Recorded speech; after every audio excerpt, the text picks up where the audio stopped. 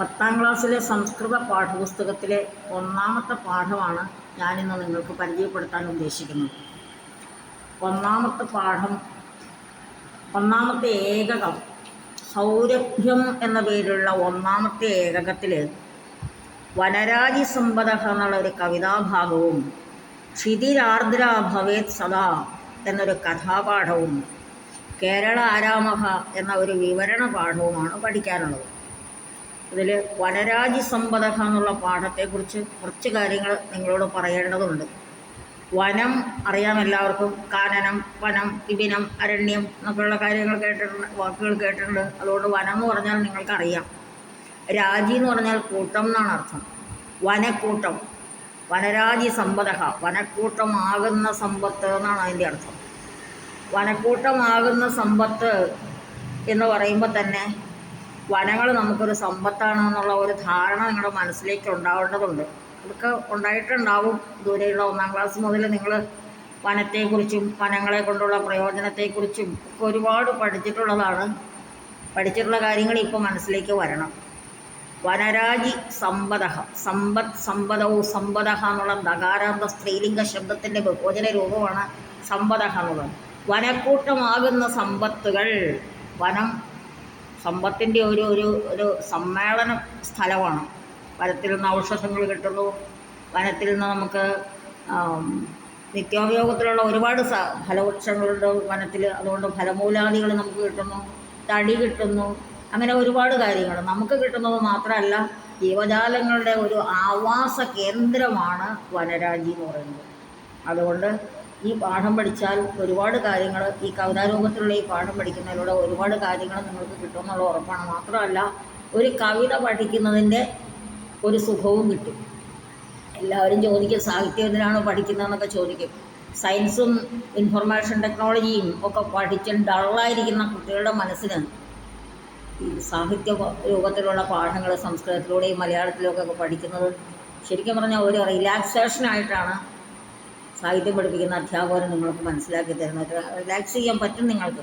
അതുകൊണ്ട് നമുക്ക് ആദ്യം കവിതാഭാഗത്തേക്കൊന്ന് തിരിഞ്ഞ് നോക്കാം. പ്രിയപ്പെട്ട കുട്ടികളെ, വനരാജി സമ്പദഃ എന്നുള്ള കവിതാപാഠം പഠിക്കുന്നതിൻ്റെ ഒരു മുന്നോടിയായിട്ട് നമുക്ക് ചില കാര്യങ്ങൾ അറിയേണ്ടതുണ്ട്. നിങ്ങളുടെ പാഠപുസ്തകത്തിലുള്ള ആ കാര്യങ്ങൾ നമുക്കൊന്ന് പരിചയപ്പെടാം. ആദ്യം വന്യജീവി വാരാചരണം കഥാ ഭവതി. വന്യജീവി വാരാചരണം എന്നാണ്? തസ്മിൻ സമയേ ഭവന്തഃ കിം കിം കുർവന്തി. ആ വന്യജീവി വാരാചരണം എന്ന ഒരു ദിവസത്തേക്കൊക്കെയാണ് നമ്മൾ നടത്തുന്ന ഒരു ചടങ്ങ് പോലെ. അത് അന്ന് നിങ്ങൾ എന്തെന്തൊക്കെ ചെയ്യുന്നു, അതാണ് കിം കിം കുർവന്തി, എന്തെന്തൊക്കെ ചെയ്യുന്നു. പ്രതിവർഷം കതി വൃക്ഷാൻ വയം രോപയാമഹ. ഓരോ വർഷവും നമ്മൾ എത്രയെത്ര വൃക്ഷങ്ങൾ നട്ടു വളർത്തുന്നുണ്ട്. ഏതാദൃശസ്യ വൃക്ഷരോപണസ്യ ആവശ്യകത കാ. ഇങ്ങനെ വൃക്ഷങ്ങൾ നട്ടുവളർത്തുന്നതിൻ്റെ ആവശ്യം എന്താണ്? സസ്യാനാം പോഷണം പാലനം ച അസ്മാകം കർത്തവ്യം ഇത് ജാനീമഹ ഖലു. സസ്യങ്ങളെ പരിപോഷിപ്പിക്കേണ്ടതും പരിപാലിക്കേണ്ടതും നമ്മുടെ കർത്തവ്യമാണെന്ന് അറിയാമല്ലോ. സർവജീവിനാം സുസ്ഥിതയെ, എല്ലാ ജീവികളുടെയും സുസ്ഥിതിക്ക് സസ്യാനി അത്യന്താപേക്ഷിതാനി ഭവന്തി. സസ്യസമ്പന്നം കാനനം തു. സസ്യങ്ങളെ കൊണ്ട് നിറഞ്ഞ കാട് പ്രകൃതേഹേ അവിഭാജ്യ ഭാഗോസ്തി. പ്രകൃതിയുടെ ഒരു അവിഭാജ്യ ഭാഗമാണ്. കസ്യചിത് വനസ്യ വാങ്മയചിത്രം പശ്യാമഹ. നമുക്കൊരു വനത്തിൻ്റെ വാങ്മയചിത്രം കാണാം. പ്രിയപ്പെട്ട കുട്ടികളെ, നമ്മളിപ്പോൾ വായിച്ച ഖണ്ഡികയിൽ തന്നെ കുറച്ച് കാര്യങ്ങൾ ഭാഷാപരമായിട്ട് അറിയേണ്ടതുണ്ട്. വന്യജീവി വാരാചരണം കഥാ ഭവതി. വന്യജീവി വാരാചരണം എന്നാണ്, എപ്പോഴാണ് എന്നൊരു ചോദ്യം. അവിടെ എപ്പോൾ എന്നുള്ള അർത്ഥത്തിൽ നമ്മൾ ഉപയോഗിച്ച കഥ എന്നുള്ള അവ്യയപദം ചോദ്യവാചകത്തിന് ഉപയോഗിക്കാവുന്നതാണ്. കഥാവൃഷ്ടി ഭവതി, ഭവാൻ കഥാ ആഗതവാൻ, ഇങ്ങനെയൊക്കെയുള്ള ചോദ്യങ്ങൾക്ക് നമുക്ക് ഉപയോഗിക്കാവുന്ന ഒരു ചോദ്യവാചക ശബ്ദമാണ് കഥ എന്നുള്ളത്. ഈ ചോദ്യവാചകങ്ങളെ 7 എണ്ണം സപ്തകകാരങ്ങൾ എന്ന് പറയും. കഥ, കുത്ര, കിമർത്ഥം, കഹ തുടങ്ങിയിട്ട് 7 എണ്ണം ഉണ്ട്. അതൊക്കെ നിങ്ങൾക്ക് അറിയാമെന്ന് വിചാരിക്കുന്നു. അറിയാൻ വയ്യാത്തൊരു സംശയരൂപേണ ചോദിച്ചാൽ ഞാൻ പറഞ്ഞു തരുന്നതായിരിക്കും. അതുപോലെ കിം കിം കുർവന്തി എന്നിടത്ത് കിം എന്നുള്ളതൊരു ചോദ്യവാചകമാണ്. പ്രതിവർഷം കതിവൃക്ഷാൻ വയം രോപയാമഹ എന്നുള്ളത് കതി എന്നുള്ളത് ഒരു ചോദ്യവാചക ശബ്ദമാണ്. കതി എത്ര എന്നാണ് അതിൻ്റെ അർത്ഥം. ഏതാദൃശ്യസ്യ വൃക്ഷരോപണസ്യ ആവശ്യകത കാ എന്ന് ചോദിച്ചിട്ടുണ്ട്. കിം ശബ്ദത്തിൻ്റെ സ്ത്രീലിംഗത്തിൻ്റെ പ്രഥമ ഏകോചനമാണ് കാ എന്നുള്ളത്. അപ്പോൾ ആവശ്യകത എന്നുള്ള സ്ത്രീലിംഗം ഉപയോഗിച്ചത് കൊണ്ടാണ് കാ എന്ന ചോദ്യം വന്നത്. അങ്ങനെ വിശേഷണങ്ങൾക്ക് അനുസരണമായിട്ടും ലിംഗവിഭക്തികൾക്ക് അനുസരണമായിട്ടും പദങ്ങൾ ഉപയോഗിക്കാനായിട്ട് നിങ്ങൾക്ക് കഴിയണമെങ്കിൽ ഈ പാഠപ്രവേശം പോലെ കൊടുത്തിരിക്കുന്ന ഗദ്യഭാഗങ്ങൾ വായിച്ച് മനസ്സിലാക്കി വയ്ക്കണം. സസ്യാനാം പോഷണം പാലനം ച അസ്മാകം കർത്തവ്യം ഇത് ജാനീമഹ ഖലു. അസ്മാകം എന്നുള്ളത് നമ്മുടേതാണെന്ന് മനസ്സിലാവണമെന്നുണ്ടെങ്കിൽ അസ്മത് ശബ്ദം നമ്മൾ പഠിച്ചിരിക്കണം. അസ്മത് ശബ്ദത്തിൻ്റെ ഷഷ്ടി ബഹുവചനമാണ് അസ്മാകം എന്നുള്ള വാക്ക്. നമ്മുടെ എന്നാണ് അർത്ഥം. സർവജീവിനാം സുസ്ഥിതയെ സുസ്ഥിതിക്ക് വേണ്ടി. സുസ്ഥിതി എന്ന വികാരാന്ത സ്ത്രീലിംഗ ശബ്ദത്തിൻ്റെ ചതുർത്ഥിയാണ്. സസ്യാനി അത്യന്താപേക്ഷിതാനി ഭവന്തി. അത്യന്താപേക്ഷിതാനി എന്നുള്ള ബഹുവചനം ഉപയോഗിച്ചതുകൊണ്ട് ഭവന്തി എന്ന ക്രിയാപദവും ബഹുവചനത്തിൽ ഉപയോഗിച്ചിരിക്കുകയാണ്. അപ്പോൾ ചോദ്യവാചകങ്ങളെക്കുറിച്ചുള്ള ഒരു ധാരണ കൂടി ഉണ്ടാകാൻ ഈ പാഠപ്രവേശ രൂപേണ കൊടുത്തിരിക്കുന്ന ഈ ഗദ്യഭാഗം കൊണ്ട് നിങ്ങൾക്ക് ഉപകരിക്കും.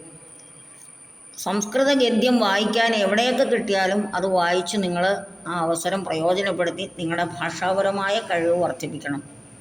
ഭാഷാപരമായ കഴിവ് വർദ്ധിപ്പിച്ചാൽ ഇപ്പോൾ വനങ്ങളെ സംരക്ഷിക്കേണ്ടതിൻ്റെ ആവശ്യകത എന്ന് പറഞ്ഞ ഒരു പാരഗ്രാഫ് എഴുതാൻ പരീക്ഷയ്ക്ക് ചോദിച്ചാൽ നിങ്ങൾക്ക് സ്വയം എഴുതാൻ കഴിയത്തക്ക രീതിയിൽ നിങ്ങൾക്ക് ഭാഷാപരമായിട്ടുള്ള കഴിവ് വർദ്ധിപ്പിക്കാൻ ഗദ്യഭാഗങ്ങൾ എവിടെ കണ്ടാലും വായിച്ചു നോക്കുക. അതാണ് ചെയ്യേണ്ടത്.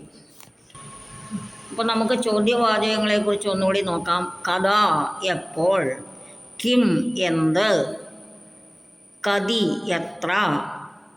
ഇവിടെ ഇല്ലാത്ത ഒന്ന് രണ്ടെണ്ണം കൂടി ഞാൻ പറയാം. കിമർത്ഥം എന്തിനു വേണ്ടി, കുതഹ എവിടെ നിന്ന്, എന്തുകൊണ്ട്, ഇങ്ങനെയൊക്കെയുള്ള അർത്ഥത്തിലുള്ള കുതഹ എന്നുള്ള ഉപയോഗിക്കുക. ഇങ്ങനെ സപ്ത കകാരങ്ങൾ എന്ന് പറയും. അതായത് കിം ശബ്ദവുമായിട്ട് ബന്ധപ്പെട്ടുള്ള 7 വാക്കുകൾ ചോദ്യം ചോദിക്കുന്നതിന് വേണ്ടിയിട്ടുള്ളതാണ്. അത് നിങ്ങൾ മനസ്സിലാക്കി വയ്ക്കുക. സംശയം വരുമ്പോൾ നിങ്ങൾക്ക് വിളിച്ചു ചോദിക്കാൻ പാകത്തിന് ഫോൺ നമ്പർ ഇവിടെ തരുന്നതായിരിക്കും. കസ്യജിത് വനസ്യ വാങ്മയ ചിത്രം പശ്യാമഹ എന്നിവിടെ കൊടുത്തിട്ടുണ്ട്. ഒരു വനത്തിൻ്റെ ഏതോ ഒരു വനത്തിൻ്റേതാണ് ഈ കസ്യജിത് എന്ന് പറഞ്ഞത്. ഏകസ്യ വനസ്യ എന്ന് പറയാൻ പാടില്ല. കസ്യജിത് വനസ്യ വാങ്മയ ചിത്രം പശ്യാമഹ. വാങ്മയ ചിത്രം എന്നുകൊണ്ട് നിങ്ങളെന്താ മനസ്സിലാക്കിയെന്ന് ആ വാക്കുകൊണ്ട് എന്താണ് മനസ്സിലാക്കിയത്? വാക്കുകൾ കൊണ്ടൊരു ചിത്രം ഉണ്ടാക്കുക, അതാണ്. അപ്പോൾ വാക്കുകളിലൂടെ നമുക്ക് വനത്തിൻ്റെ ഒരു ചിത്രം മനസ്സിലേക്ക് തോന്നത്തക്ക അവസ്ഥ ഉണ്ടാവുക, അതാണ് വാങ്മയ ചിത്രം. പ്രകൃതിരിയം സർവഗുണസമ്പന്ന തഥാ സർവേഷാം പ്രാണിനാം സമസ്ത സൗഭാഗ്യദായിനീ ച ഭവതി. പ്രകൃതിരിയം, ഇയം പ്രകൃതി, ഈ പ്രകൃതി. ഇയം എന്നുള്ളത് ഇതം ശബ്ദത്തിൻ്റെ സ്ത്രീലിംഗമാണ്.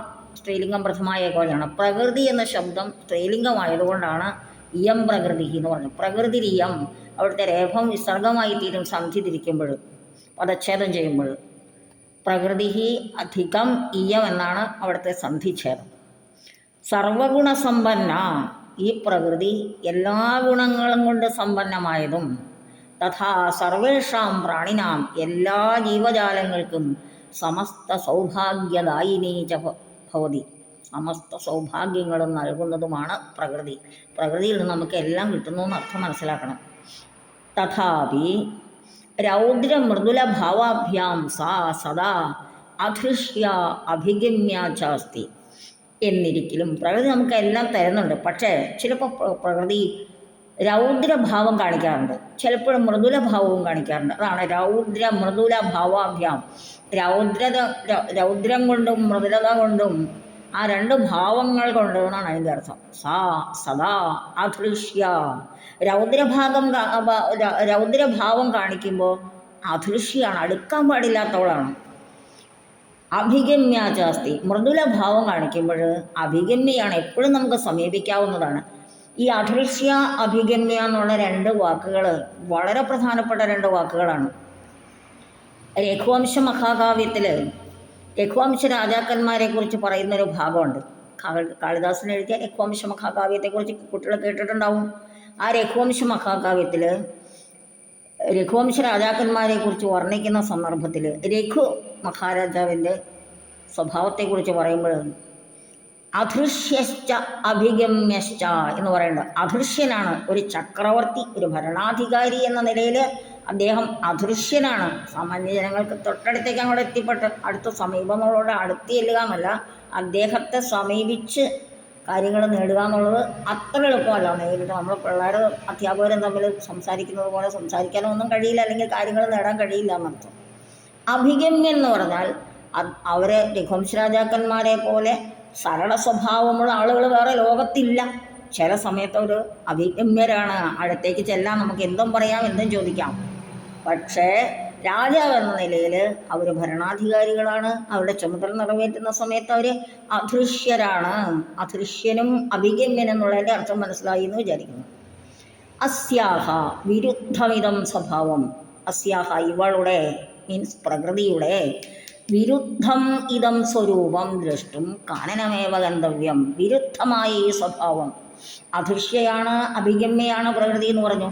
രൗദ്ര സ്വഭാവം കാണിക്കുമ്പോൾ അദൃശ്യയാണ്, മൃദുല സ്വഭാവം കാണിക്കുമ്പോൾ അഭിഗമ്യയാണ്. ഇങ്ങനെ വിരുദ്ധമായ വ്യത്യസ്തമായ വനത്തിൻ്റെ സ്വഭാവം ദ്രഷ്ടും കാണുവാൻ, ദൃശ്യധാതുവിൻ്റെ തുമന്നന്തം അവ്യയപദമാണ് ദ്രഷ്ടും, കാണുവാൻ വേണ്ടി. കാനനമേവ ഗന്തവ്യം, കാട്ടിലേക്ക് തന്നെ പോകേണ്ടിയിരിക്കുന്നു. ഗന്തവ്യം തവ്യത്ത് പ്രത്യേകം ചേർന്ന അവ്യയപദമാണ്.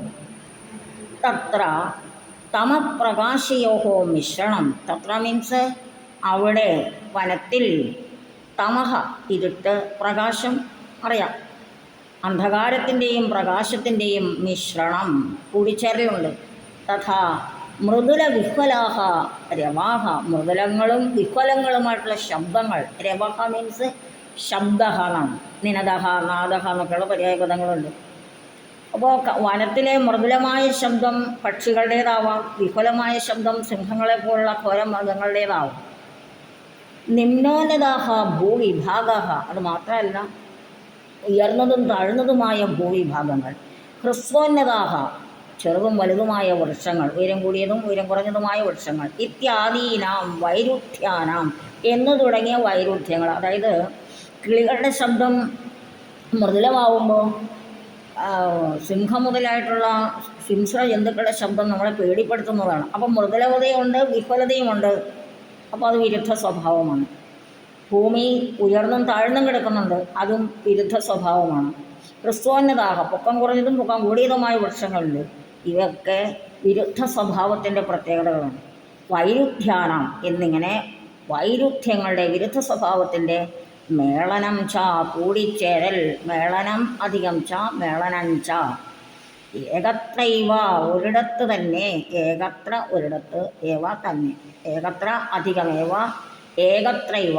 അകാരത്തിന് ശേഷം ഏകാരം വന്നാൽ ഐകാരം ആഗമിച്ച് വൃദ്ധിസന്ധി, അങ്ങനെയാണ് ഏകത്രൈവ എന്നുള്ള വാക്ക് വരുന്നത്. തഥൈവ എന്നൊക്കെ നമ്മൾ ഉപയോഗിക്കാറുണ്ടല്ലോ, അതുപോലെ. ലഷ്ടും ശക്യതേ, കാണാൻ കഴിയുന്നു. ആർക്കും കാണാമെന്നുള്ള അർത്ഥത്തിലാണ്. നമുക്ക് കാണാം എന്നാണെങ്കിൽ ലഷ്ടും ശക്നുമഹ എന്നാണ് ഉപയോഗിക്കേണ്ടത്.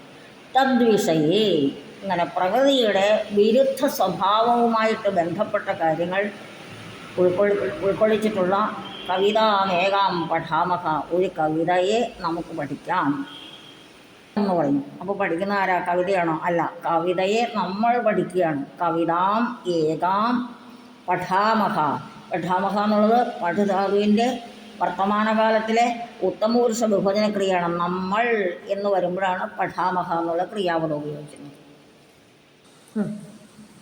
ഘനഘോരസുന്ദരം ബന്ധുരം കാനനം ഖഗമൃഗാദീനം ദുസുഖനിശാന്തം നവപല്ലവാഢ്യം ച കുസുമസമ്പന്നകം പരിതോ മഹീധരം ഭോക്ഷകാസ്തി വനനിർച്ഛരീദരീ ഭ്രമരീഭിരാകുലാത് മുഖരീകൃതം ചാരു സരസീതടം തരുലതാശാഖാസു നീഡജാനം തഥാ ശാഖാമൃഗാനം ച സുഖമേളനം തരുകോടരാന്തേഷു ഗകുലാനം വിലേനകുലസ്യ ശശകസ്യ വിവിധസ്വനം നവലതാകുഞ്ജേഷു നിത്യം വനപ്രിയൈഃ കൃതമഹോ സംഗീതരസസേചനം. വനശിലാതലമേത്യ താരാപഥം വീക്ഷ്യ മൃഗകുലാധീശസ്യ ഘനഗർജനം.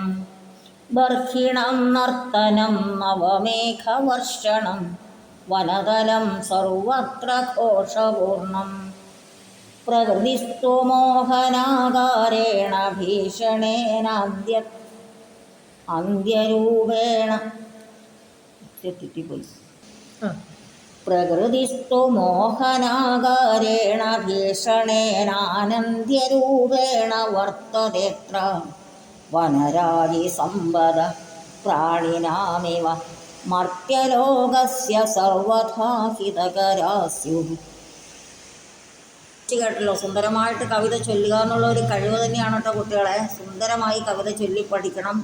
കവിത ചൊല്ലിപ്പഠിക്കുന്നത് നമുക്ക് മനസ്സിന് ആനന്ദം നൽകുന്നൊരു കാര്യം കൂടിയാണെന്നുള്ള ഒരു ചിന്ത നിങ്ങൾക്ക് വേണം. കവിത ചൊല്ലി കേൾക്കുന്നതും കവിത സ്വയം ചൊല്ലുന്നതും ഒക്കെ ഒരു ആത്മാനന്ദത്തിനുള്ള ഒരു ഉപാധി കൂടിയാണ്. ഘനഘോര സുന്ദരം ബന്ധുരം കാനനം. കാനനം ബന്ധുരമാണെന്നാണ് ആ വരിയിൽ പറയുന്നത്. കാട് വളരെ സുന്ദരമാണ്. ഈ ബന്ധുരം എന്നുള്ള വാക്ക് വളരെ മനോഹരമായതോ സുന്ദരമായതോ എന്നൊക്കെയുള്ള അർത്ഥത്തിൽ ഉപയോഗിക്കുന്നതാണ്. നിങ്ങൾ കേട്ടിട്ടുണ്ടാവും. ബന്ധുരേ കാനനക്കൂട്ടിലാണെങ്കിലും ബന്ധനം ബന്ധനം തന്നെ പാരിൽ. ഒരു മലയാള കവിതയുടെ 2 വരിയാണത്. മനോഹരമായ സ്വർണ്ണക്കൂട്ടിലാണെങ്കിൽ പോലും ബന്ധനം ബന്ധനം തന്നെയാണെന്ന് പറയുന്ന ഭാഗമാണ്. അപ്പം ബന്ധുരം എന്നുള്ള വാക്ക് ഞാൻ ആദ്യം പഠിച്ചത് ആ കവിതാഭാഗത്തിലൂടെയാണ്. അതുകൊണ്ടാണ് നിങ്ങളോട് ബന്ധുരം എന്ന് പറഞ്ഞാൽ മനോഹരമായത് എന്നുള്ള അർത്ഥം പറഞ്ഞത്. നിങ്ങളിതുപോലെ കവിതാഭാഗങ്ങൾ വേറെയും വായിക്കാൻ നിങ്ങൾ അവസരം ഉണ്ടാക്കണം. കാനനം ബന്ധുരം ഭവതി. കാട് വളരെ മനോഹരമാണ്. ഇങ്ങനെ ഘനഘോര സുന്ദരം. ഘനം എന്ന് പറഞ്ഞാൽ ഇടതൂർന്ന എന്നുള്ള അർത്ഥമാണ് ഇവിടെ എടുക്കേണ്ടത്. ഘനം എന്നുള്ള വാക്കിന് ഘനഹ എന്ന് പറഞ്ഞാൽ മേഘ എന്നർത്ഥമുണ്ട്. ഇവിടെ മേഘ എന്നുള്ള അർത്ഥത്തിനേക്കാൾ കൂടുതൽ യോജിക്കുന്നത് ശരിക്കും സാന്ദ്രമായ വനം, ഇടതൂർന്ന വനങ്ങൾ. ഘനഘോരം, ഇടതൂർന്നിട്ട് ഘോരമായിട്ടുള്ള വെച്ചാൽ നല്ല ഇരുട്ട് നിറഞ്ഞ പോലെ സുന്ദരമായിട്ട് കാണപ്പെടുന്ന വനം എന്നർത്ഥം. അതെങ്ങനെയുള്ളതാണെന്ന് അടുത്ത വരിയിൽ പറഞ്ഞു. ഖഗമൃഗാദീനം സുഖനിശാന്തം. ഖഗങ്ങൾക്കും മൃഗങ്ങൾക്കും, മൃഗം എന്ന വാക്കിന് സംസ്കൃതത്തിൽ മാൻ അർത്ഥമാണ്. പക്ഷേ ഇവിടെ നമ്മൾ മലയാളത്തിൽ ഉപയോഗിക്കുന്ന പോലെ എല്ലാ മൃഗങ്ങളെ ഉദ്ദേശിച്ചിട്ടാണ് പറഞ്ഞിരിക്കുന്നത്. ഖഗമൃഗാദീനം, പക്ഷികൾക്കും മൃഗങ്ങൾക്കും സുഖനിശാന്തം, സുഖമായി വസിക്കാവുന്ന സ്ഥലമാണ്. നവപല്ലവാഢ്യം ച കുസുമസമ്പന്നകം. വനത്തിൻ്റെ മറ്റു വിശേഷണങ്ങളാണ്. നവപല്ലവാഢ്യം, ആഢ്യം മീൻസ് സമ്പന്നം. പുതിയ തളിരുകളെ കൊണ്ട്, പല്ലവം തളിര് എന്നുള്ള അർത്ഥമാണ്. പുതിയ തളിരുകളെ കൊണ്ട് സമ്പന്നമാണ്. കുസുമസമ്പന്നകം, നാനാവിധത്തിലുള്ള പൂക്കളെ കൊണ്ട് നിറഞ്ഞതാണ്. പരിതോമസീധരം ഭോജകാസ്തി. കാനനം എന്നുള്ളതാണ് ഇവിടെ കർത്തൃപദം. കാനനം ചകാസ്തി, കാട് ശോഭിക്കുന്നു. എങ്ങനെ? ഇവിടെ മഹീധരം പരിതഹ, പർവ്വതത്തിന് ചുറ്റുപാടുമുള്ള വനം ശോഭിക്കുന്നു എന്നർത്ഥം. മഹീധരം, മഹീധരഹ എന്നുള്ള വാക്കിന് പർവ്വതഹ എന്നാണ് അർത്ഥം. മഹീധരഹ, അചലഹ, അദ്രിഹി, ഗിരിഹി, ഇതൊക്കെ നിങ്ങൾ കേട്ടിട്ടുള്ള വാക്കുകളാണ്. അപ്പോൾ മഹിയെ ധരിക്കുന്നത്, ഭൂമിയെ ധരിക്കുന്നത് എന്നുള്ള അർത്ഥത്തിലാണ് പർവ്വതത്തിന് മഹീധരം എന്നുള്ള വാക്ക് ഉപയോഗിച്ചിരിക്കുന്നു. അപ്പോൾ മഹീധരം പരിതഹ, മഹീധരത്തിന് ചുറ്റുപാടും. ഇവിടെ പരിതഹ എന്നുള്ളൊരു അവ്യവത ഉപയോഗിച്ചിട്ടുണ്ട്. പരിതഹ എന്നുള്ള വാക്ക് ചെയ്യുമ്പോൾ അതിൻ്റെ കൂടെ അതിൻ്റെ സമീപത്തുള്ള വാക്ക്, സമീപത്തെന്നല്ല അതിനോട് യോജിപ്പിച്ചിരിക്കുന്ന വാക്ക് ദ്വിതീയ വിഭക്തിയിൽ ഉപയോഗിക്കണമെന്ന് നിർബന്ധമുണ്ട്. അതാണ് പരിതോ മഹീധരം, മഹീധരത്തിന് ചുറ്റും. നമ്മൾ മലയാളത്തിൽ പറയുകയാണെങ്കിൽ പർവ്വതത്തിൻ്റെ ചുറ്റും എന്ന് പറയും. ഷഷ്ഠീവിഭക്തി ഉപയോഗിക്കും. ഇവിടെ അങ്ങനെയല്ല. പരിതഹ എന്നുള്ള അവ്യയപദം ഉപയോഗിച്ചാൽ ദ്വിതീയ വിഭക്തിയുടെ കൂടെയാണ് അത് ഉപയോഗിക്കേണ്ടതെന്ന് നിയമമുണ്ട്. പാണിനി, വ്യാകരണകർത്താവായിട്ടുള്ള പാണിനി പറഞ്ഞിട്ടുള്ള കാര്യങ്ങളാണ് കേട്ടോ. അതൊക്കെ നിങ്ങൾക്ക് ആവശ്യമില്ലാത്ത കാര്യങ്ങളാണ്, നിങ്ങൾ ശ്രദ്ധിക്കില്ല. ചിലപ്പോൾ നിങ്ങൾക്ക് മനസ്സിലായി എന്ന് വരില്ല. അതുകൊണ്ട് അതിൻ്റെ നിയമമൊന്നും ഞാനിവിടെ പറയാൻ ഉദ്ദേശിക്കുന്നില്ല. അടുത്ത 4 വരി നമുക്ക് നോക്കാം. വനനിർച്ഛരീ ദരീ ഭ്രമരീ ഭിരാകുലാത് മുഖരീകൃതം ചാരു സരസീതടം. വനത്തിൽ പിന്നെ എന്തൊക്കെയുണ്ട്? വനനിർച്ഛരി. നിർച്ഛരി എന്ന് പറഞ്ഞാൽ അരുവി എന്നാണ്, ചെറിയ നദി. വനത്തിൽ പലയിടത്തും ചെറിയ നദികളുണ്ട്. ഉയർന്ന പ്രദേശത്തും താഴ്ന്ന പ്രദേശത്തേക്ക് വെള്ളം ചാലുപോലെ ഒഴുകുന്ന, അതാണ് നിർച്ഛരി. അതിലെ വെള്ളം വളരെ ശുദ്ധമായിരിക്കും. വനത്തിന് തൊട്ടടുത്ത് താമസിക്കുന്ന ആളുകളൊക്കെ ഭക്ഷണം പാകം ചെയ്യാൻ പോലും ഈ നിർച്ഛരികളിലെ ജലമാണ് എടുക്കുന്നത്. ദരി വനനിർച്ഛരി. ദരി വനനിർച്ഛരികളുണ്ട്, ദരികളുണ്ട്, ഗുഹകളുണ്ട്. ഭ്രമരീഭിരാകുലാത്. ഇവയെല്ലാം വണ്ടുകളെ കൊണ്ട് നിറഞ്ഞിരിക്കുന്നുണ്ട്. ഭ്രമരീഭിഹി, വണ്ടുകളാൽ, ആകുലാത് നിറഞ്ഞിരിക്കുന്നത് കൊണ്ട്. മുഖരീകൃതം ശബ്ദായമാനമാണ്. മുഖരമാകുക എന്ന് പറഞ്ഞാൽ ശബ്ദായമാനമാകുക എന്നാണ്. മുഖരീകൃതം ചാരു മനോഹരമായ സരസീതളം. മുഖരീകൃതമായിരിക്കുന്നു. സരസ്സുകൾ, പൊയ്കകൾ, ചെറിയ പൊയ്കകൾ, ചെറിയ കുളങ്ങൾ, അതാണ് സരസ്സുകൾ. ഈ നിർച്ഛരികളെ പോലെ തന്നെ കൊച്ചു കൊച്ചു കുളങ്ങളൊക്കെ വനത്തിലുണ്ട്. അതാണ് സരസ്, പൊയ്ക. അതിൻ്റെ തടം, അതിൻ്റെ തീരമെല്ലാം വളരെ മുഖരീകൃതമാണ്. വണ്ടുകളുടെ ശബ്ദവും ഗുഹകളിലിരിക്കുന്ന കുഞ്ഞു കുഞ്ഞു ജീവജാലങ്ങളുടെ ശബ്ദവും എല്ലാം ഉണ്ട്. തരുലതാശാഖാസു നീടജാനം തഥാ ശാഖാമൃഗാനം ച സുഖമേളനം. തരുക്കളുടെയും ലതകളുടെയും ശാഖകളിൽ, തരു വൃക്ഷ, തരു വൃക്ഷം, ലത വള്ളിച്ചെടികൾ, ഇവയുടെയെല്ലാം ശാഖാസു ശാഖകളിൽ, വൃക്ഷങ്ങളുടെ ശാഖകളിലും വള്ളിച്ചെടികളിലുമെല്ലാം നീടജാനം നീടത്തിൽ ജീവിക്കുന്നവ, നീടത്തിൽ ജനിക്കുന്നവ, പക്ഷികളെന്നർത്ഥമാണ്. നീടം, പക്ഷി തന്നെ ഉണ്ടാക്കുന്ന കൂടിനാണ് നീടം എന്ന് പറയുന്നത്. പക്ഷികളെ സൂക്ഷിക്കാൻ മനുഷ്യരുണ്ടാക്കുന്ന കൂടുകൾക്ക് പഞ്ചരം എന്നാണ് പറയുക. നീടം, കിളികൾ മുട്ടയിടാനും രാത്രികാലങ്ങളിൽ കഴിഞ്ഞുകൂടാനും മഴ നനയാതിരിക്കാനും ഒക്കെ കിളികൾ തന്നെ ഉണ്ടാക്കുന്ന കൂടിനാണ് നീടമെന്ന് പറയുന്നത്. അതുകൊണ്ടാണ് നീടജാനാം എന്നുള്ളതിന് പക്ഷിണാം. തഥാ ശാഖാമൃഗാനാം, ശാഖാമൃഗങ്ങൾ, കുരങ്ങന്മാർ. ശാഖാമൃഗാനാം ച സുഖമേളനം. ശാഖാമൃഗങ്ങളുടെയും പക്ഷികളുടെയും, കുരങ്ങന്മാരുടെയും പക്ഷികളുടെയും സുഖമേളനത്തിൻ്റെ സ്ഥലമാണ് തരുലതാശാഖകൾ എന്നർത്ഥം. അടുത്ത 4 വരി നമുക്ക് നോക്കാം. തരുകോടരന്തേശുകുലാനം. തരുകോടരന്തരേശുകുലാനം. തരുക്കളുടെ, വൃക്ഷങ്ങളുടെ, കോടരം എന്ന് പറഞ്ഞാൽ പൊത്ത്, അതിൻ്റെ ഉള്ളിൽ, അതാണ് തരു കോടര അന്തരേ, വൃക്ഷങ്ങളുടെ പൊത്തുകൾക്കുള്ളിൽ. ശുഭകുലാനം, തത്തകളുടെ കൂട്ടമുണ്ട് അവിടെ. തത്തകൾ കോടരങ്ങളുടെ ഉള്ളിലാണ് താമസിക്കുക. കുഞ്ഞുങ്ങളുണ്ട്, പെൺപക്ഷികളുണ്ട്. അതാണ് ശുഭകുലം, ശുഭത്തിൻ്റെ കുടുംബം തന്നെ. വിലേനകുലസ്യ ശശകസ്യ വിവിധസ്വനം. വൃക്ഷങ്ങളുടെ പൊത്തുകളിൽ തത്തകളുടെ ശബ്ദം. വിലേ, പിന്നെ മാളങ്ങളിലാണെങ്കിൽ നകുലസ്യ, നകുലഹ കീരി, ശശകസ്യ, ശശകഹ മുയൽ. അപ്പോൾ കീരിയുടെയും മുയലിൻ്റെയും ഒക്കെ ആവാസസ്ഥാനമാണ് വിലം. അവിടുന്ന് വിവിധസ്വനം, വിവിധ തരത്തിലുള്ള ശബ്ദങ്ങൾ കേൾക്കാം. നവലതാകുഞ്ചേഷു നിത്യം വനപ്രിയൈഃ കൃതമഹോ സംഗീതരസസേചനം. നവലതാകുഞ്ചേഷു, ലതാകുഞ്ചങ്ങൾ എന്ന് പറഞ്ഞാൽ വള്ളിക്കുടിലുകൾ. വനത്തിൽ ധാരാളം വൃക്ഷങ്ങളും വള്ളിച്ചെടികളുണ്ട്. ആ വള്ളിച്ചെടികളൊക്കെ ഇങ്ങനെ കെട്ടുപണഞ്ഞ് ശരിക്കൊരു കുടിലിൻ്റെ രൂപത്തിൽ ഇലകൾ കൊണ്ട് പുറഞ്ഞിട്ടിങ്ങനെ ഈ ചെറിയൊരു കുടിൽ പോലെ ഇരിക്കും. നമ്മൾ കൊച്ചുകുട്ടികളായിരിക്കുമ്പോൾ ചെറിയൊരു വീട് കെട്ടിക്കളിക്കുകയൊക്കെ ചെയ്യില്ലേ, അതുപോലുള്ള കുഞ്ഞൊരു മുറി പോലത്തെ ഒരു രൂപാന്തരപ്പെട്ട് വരുന്നതാണ്. അതാരും ഉണ്ടാക്കണതല്ല. വള്ളികളുടെയും പിന്നെ ചെറിയ ചെറിയ വൃക്ഷങ്ങളുടെയൊക്കെ ശാഖകളും കൊമ്പുകളും ഒക്കെ പടർന്നിങ്ങനെ കിടക്കുമ്പോൾ അവിടെ ഒരു ചെറിയൊരു ഇരുന്ന് വിശ്രമിക്കാവുന്ന ഒരു സ്ഥലം പോലെയുണ്ട്. അതാണ് നവലതാ കുഞ്ചേഷു. അങ്ങനെയുള്ള ആ വള്ളിക്കുടിലുകളിൽ നിത്യം എന്നും വനപ്രിയൈഃ. വനപ്രിയരെന്ന് പറഞ്ഞാൽ കുയിലുകളെന്നാണ് അർത്ഥം. വനപ്രിയന്മാരായ കുയിലുകളുടെ, കുയിലുകൾ എന്ത് ചെയ്യുന്നു? കൃതമഹോ, ആ കുയിലുകളെ കൊണ്ട് വനം എങ്ങനെ ആക്കപ്പെടുന്നു? സംഗീതരസസേചനം കൃതം. സംഗീതരസം കൊണ്ട് അങ്ങോട്ട് നനച്ച് കുളിപ്പിക്കുകയാണ് വനത്തിന്. ആര്? വണ്ടുകൾ. അതാണ് ഈ 3-ാമത്തെ 4 വരിയിൽ പറയുന്നത്. വനശിലാതലമേത്യ താരാപഥം വീക്ഷ്യ മൃഗകുലാധീശസ്യ ഘനഗർജനം. ഇവിടെ ഒരു ചിത്രം കൊടുത്തിട്ടുണ്ട് പാഠപുസ്തകത്തിൽ. വനശിലാതലം ഏത്യ വനത്തിലെ പാറക്കെട്ടുകളുടെ മുകളിലേക്ക് അങ്ങോട്ട് എത്തി നിന്നിട്ട് ഏത്യ പ്രാപ്യ എത്തിയിട്ടെന്നാണ് അർത്ഥം. താരാപഥം വീക്ഷ്യ അവിടെ നിന്നുകൊണ്ട് ആ കല്ലിൻ്റെ മുകളിലേക്ക് കാലൊക്കെ കയറ്റി വെച്ച് സിംഹം നിൽക്കുന്നുണ്ടല്ലോ, അങ്ങനെ അവിടെ നിന്നുകൊണ്ട് താരാപഥം വീക്ഷ്യ നക്ഷത്രങ്ങളുടെ ആ ഭംഗിയൊക്കെ കാണാണ്. കണ്ടിട്ട് വീക്ഷ കണ്ടിട്ട് ഈക്ഷുധാതുവിൻ്റെ ലബന്ധം ഉപയോഗമാണ് വീക്ഷ കണ്ടിട്ട്.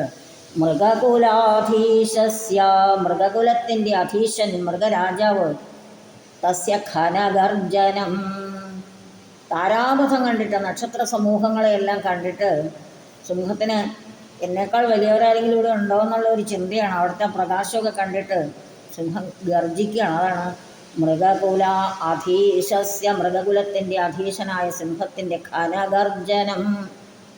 ബർഹിണം നർത്തനം മയിലുകളുടെ നൃത്തം. നവമേഘവർഷണം പുതുമേഘത്തിൻ്റെ പെയ്ത്ത്. വനതലം സർവത്ര ഘോഷപൂർണം ഇങ്ങനെ വനതലം വനപ്രദേശം സർവത്ര എല്ലായിടത്തും ഘോഷപൂർണം ഘോഷസ്വരങ്ങൾ, അതായത് ഇവിടെ എല്ലാവരുടെയും ശബ്ദം കൊണ്ട് വാദ്യഘോഷത്തിൻ്റെ ഒരു പ്രതീതിയാണ് വനത്തിലുള്ളതെന്നാണ് ഈ 4 വരികളിലൂടെ പറയുന്നത്. പ്രകൃതിസ്തു മോഹനാകാരേണ ഭീഷണേനാനന്ദ്യരൂപേണ വർത്തവേത്ര അത്ര പ്രകൃതി ഈ വനപ്രദേശത്തെ പ്രകൃതി മോഹനാകാരേണ കാണികളുടെ മനസ്സിനെ മോഹിപ്പിക്കുന്ന തരത്തിൽ ഈ ശബ്ദങ്ങളെ കൊണ്ടും മറ്റ് കാഴ്ചകളെ കൊണ്ടും എല്ലാം മനുഷ്യ മനസ്സിനെ മോഹിപ്പിക്കുമാറ് ഭീഷണേനാനന്ദ്യരൂപേണ ഭീഷണമായ ശബ്ദങ്ങളുണ്ട്, രസിപ്പിക്കുന്ന ശബ്ദമുണ്ട്. അങ്ങനെ ആനന്ദ്യരൂപേണ അനന്തമായ, അതായത് വനം കാണുന്ന വ്യക്തിയുടെ മനസ്സിലുണ്ടാകുന്ന അനന്തമായ ഭാവങ്ങൾ അതിവിടെ ഉണ്ട്. അത് നമുക്ക് മനസ്സിലേക്ക് വരുന്നർത്ഥം.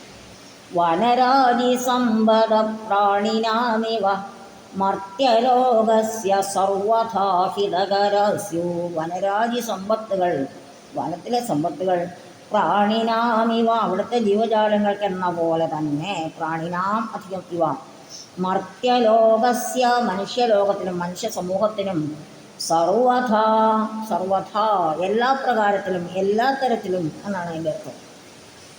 സർവദാ എന്നാണെങ്കിൽ എല്ലായ്പ്പോഴും എന്നാണ്. സർവഥാ എല്ലാ തരത്തിലും, സർവതഃ എല്ലായിടത്തും. ഇങ്ങനെ സർവശബ്ദം ചേർത്ത് വരുന്ന അവയവതങ്ങൾ നിങ്ങൾ നോട്ട് ചെയ്യേണ്ടതാണ്.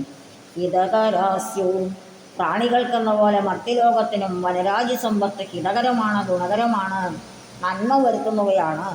സ്യുഹു എന്നുള്ള വാക്ക് ക്രിയാപദമാണ്. സ്യാദ് സ്യാദാം സ്യുഹു അസ് ധാതുവിൻ്റെ വിധിലിംഗ രൂപത്തിൻ്റെ പ്രഥമപുരുഷ ബഹുവചനമാണ്. ഇതൊക്കെ ഇങ്ങനെയൊക്കെ നിങ്ങൾ കേട്ടിട്ടുണ്ടോ എന്ന് എനിക്കറിയില്ല. വ്യാകരണ കാര്യങ്ങൾ ഇടയ്ക്ക് പറഞ്ഞു പോയില്ലെങ്കിൽ നിങ്ങൾക്ക് അർത്ഥം മനസ്സിലായി. ആയി തീരട്ടെ, ഹിതകരങ്ങളായി തീരട്ടെ എന്ന് അർത്ഥം എടുക്കാം നമുക്കവിടെ. അപ്പോൾ കവിത വായിച്ച് ഹൃദയത്തിൽ ഉൾക്കൊണ്ട് അർത്ഥവും മനസ്സിലാക്കി ഒരു കവിത പഠിച്ചതിൻ്റെ മനസ്സുഖം നിങ്ങൾ നേടണമെന്നാണ് എൻ്റെ അഭിപ്രായം. കവിത ചൊല്ലാൻ നല്ല കഴിവുള്ള കുട്ടികളുണ്ട്. ക്ലാസ്സിൽ കുട്ടികൾ കഴിവുള്ളവരുണ്ടെങ്കിൽ അവരെ കൊണ്ട് ചൊല്ലിക്കാം. എല്ലാവർക്കും കഴിവുണ്ട്. വിചാരിച്ചാൽ എല്ലാവർക്കും കവിത നല്ല ഈണത്തിലും ഇമ്പത്തിലും ചൊല്ലി മനസ്സിനെ സന്തോഷിപ്പിക്കാവുന്നതാണ്. പ്രകൃതി ദൃശ്യം ഇത്ര മനോഹരമാണെന്ന് മനസ്സിലാകുന്നത് ഈ കവിത പഠിക്കുമ്പോഴാണ്. കാട്ടിലേക്കൊന്നും നമ്മളങ്ങനെ അധികം പോയി നോക്കാറൊന്നുമില്ല. കാരണം ഇപ്പോൾ കാട്ടിൽ നിന്ന് ഘോരമൃഗങ്ങളെല്ലാം പുറത്തേക്ക് ഇറങ്ങിക്കൊണ്ടിരിക്കുന്ന സമയമാണ്. അപ്പോൾ കാട് കാണാനൊക്കെ നമുക്ക് മോഹം ഉണ്ടായാലും പോവുക അത്ര എളുപ്പമുള്ള കാര്യമല്ല. പോയാൽ തന്നെ പുറമേ ഒന്ന് വനം കണ്ടിട്ട് പോകേണ്ട ഒരു ഉൾവനത്തിലേക്ക് നമുക്ക് പോകാൻ പറ്റില്ല. അപ്പോൾ ഇത്തരം കവിതകളിലൂടെയാണ് നമുക്ക് വനത്തിൻ്റെ ഭംഗി ആസ്വദിക്കാൻ കഴിയുക.